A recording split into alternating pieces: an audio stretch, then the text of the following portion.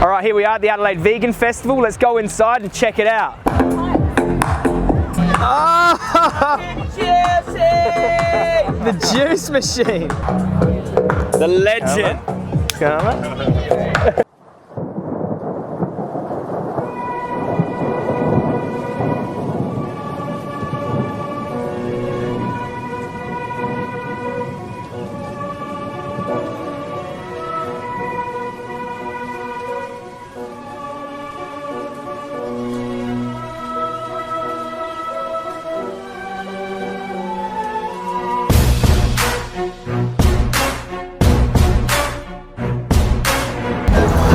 Cheers.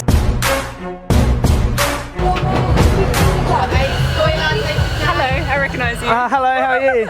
We've been watching your video on like briefly. Oh my God. Oh, really? Yeah. Cool, awesome. What's your name?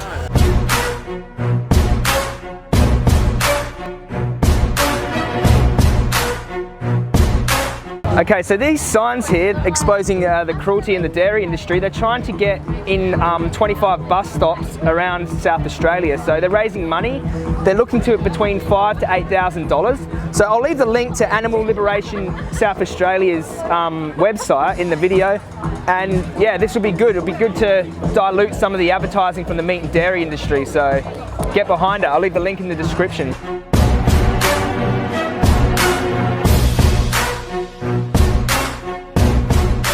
To see some good attendance here today. It's wonderful to come to the Adelaide Vegan Festival, and this is certainly, I think, one of the most important events on the planet.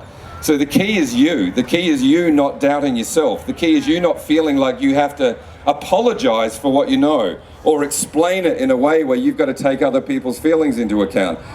It's ridiculous to be considering human feelings in the face of the enormity of what these animals are going through. You know, we need to get real here. This is a wonderful festival, but while we're having the festival, think about what's happening to these animals worldwide. You know, and we can make justifications and excuses to it, or we can say, you know, I love my meat, or whatever the case may be. But the fact is, even if we've, you know, somehow been conditioned, for example, to accept the fact that we eat tiny little cute baby lambs, which if you think about it is an absurd status of the human mind, the truth is, if you say yes to that, you're saying yes to everything. Right? You're saying yes to dogs being boiled alive in China, or the latest weird thing I heard is that donkeys, there's this fad opening up where people want to eat donkeys while they're alive, like tied up and alive. We need to get real here, how sick we have become.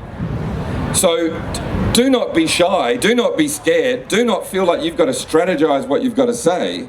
Just say it and be confident about it, because if we don't speak that way and cut to the truth, then this madness will continue. So if we all got on it and we all stood up and we all do what Joey Carbstrong does, if everyone did what that man does, that is an impressive human being standing there, let me tell you. If we all spoke up like him, my goodness, would we make some real change on planet Earth? Yeah. Yeah? All right, so we've got David Coles here. How'd you go with your speech, mate? Look, it was good, Joey. I was just saying to you earlier, I went up on stage, I had no idea whatsoever what I was going to say, and the reason I do that, I never prepare a speech, because I think you never know what you're going to come across or what's the mood of the day or the people in the audience, so I'd rather make it true to that, and today I just felt inspired to ask people questions, and I'm glad that's what I did. And it was a beautiful experience, Joey. I love being up there. So you spoke from the heart? Oh, absolutely. There's nowhere else to speak from, you know, because the mind can tell us anything, and it creates too much distortion and confusion. If you talk from your heart, then your mind works with you, and then nothing but truth can live in you, and it can be shared with others. So yeah, absolutely. Let me just tell you, it was music to my ears, mate. Yeah, beautiful. Thank you, Joey. Okay, so this is what I'm eating at the Adelaide Vegan Festival. Potatoes. I've got 2 containers of potatoes like this, and they've got sriracha, nutritional yeast, and salt and pepper. So that's what I'm eating all day today. Boom. Okay, so we've got Stephanie here. Now, why is the abolitionist approach so important when spreading a vegan message and not some reductionist or welfarist sort of approach? Yeah, I suppose the abolitionist approach kind of takes a stance that rejects any kind of welfare reform because it sees, I suppose, that welfarism undermines veganism in a lot of ways. You're trying to make the industries better working with industries to try and improve them only benefits the industries, and it actually does very little for animals. Like I said, it undermines the concept of veganism, which is that it's wrong to use animals no matter how they're treated. So before animals can have any other rights, they need to at least have the basic right not to be owned. If someone is property, they are essentially seen as an object, and their interests are only considered to the extent that it benefits their owner to protect those interests. Wow. So yeah. So I guess we could say that putting slaves in bigger cages before we cut their head off isn't the answer? Yeah, pretty. No worries.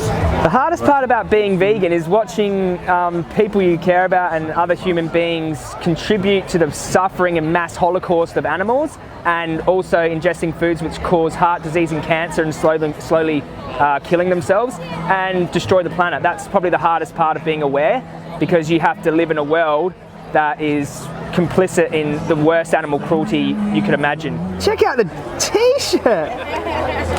So I've got my brother Joshy here. Check out the plant power. How you liking being vegan, mate? Pretty good, mate. It's good. Pretty good? Yep. You're shredding the weight off, you're not even trying. No exercise, mate. No exercise, he's eating fried food and whatever you want, eh? That's it, yep. And he's loving it. Loving it. You love not contributing to the animal holocaust? Love it, mate. It's good stuff. What's going on with you, mate? Still eating suffering dead animals or what? No, not today. Not today? He's vegan? For a day.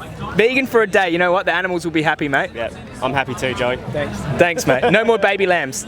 So here we've got my brother's wife, my sister-in-law, and what, is that a little baby in your tummy? Yes. Okay, let me ask him a few questions. So, you gonna be vegan?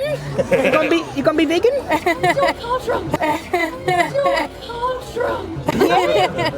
be vegan? Oh, good baby. Hello, come and say hello. That lady, she's too scared to come and say hello to me. Don't be afraid. Don't be afraid.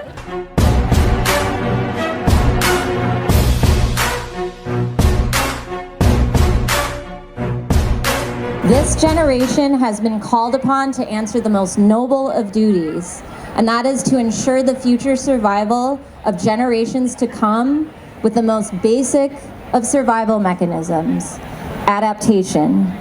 And one of those adaptations is the move towards a plant-based diet. Hey boy, hello. Oh, he's been a good puppy? Yeah. Population. Like the chickpea? It is not enough. And so I she hope loves the that you will chickpea. and check out the Ah, she is a I know that chickpea. we're working Look me up in the other pages, I will be your rock of ages, see through facts and crazy faces, yeah. Even the sunscreen's vegan.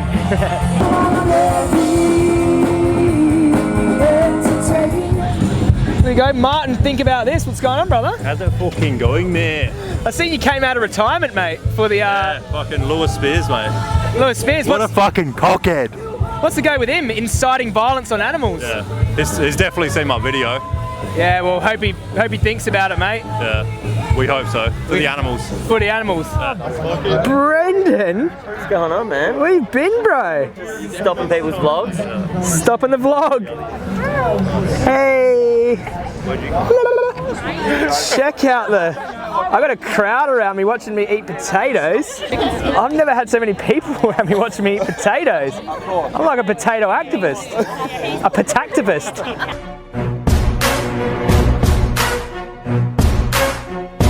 Animals Aid Abroad raises money for abused and working animals overseas, such as the donkeys in the mines in Nepal, as you can see from the photos on our pictures, the appalling conditions that they work under.